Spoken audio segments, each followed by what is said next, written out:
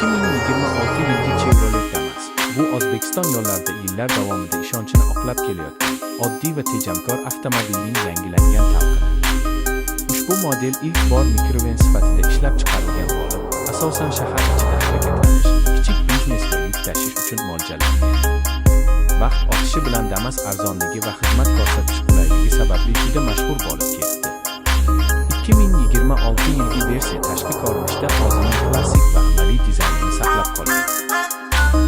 Ixcham o'lchamlari tor ko'chalarda va tirbandliklarda qulay harakatlanish imkonini beradi.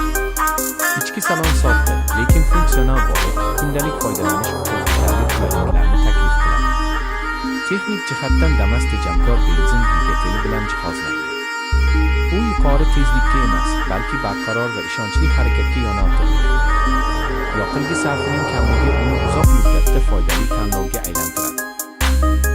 Shu toifadagi boshqa avtomobillar bilan solishtirganda, Chevrolet Damas eng katta ustunligini arzon narxi, mustahkam tuzilishi va oson ta'mirlanishida ko'rsatadi.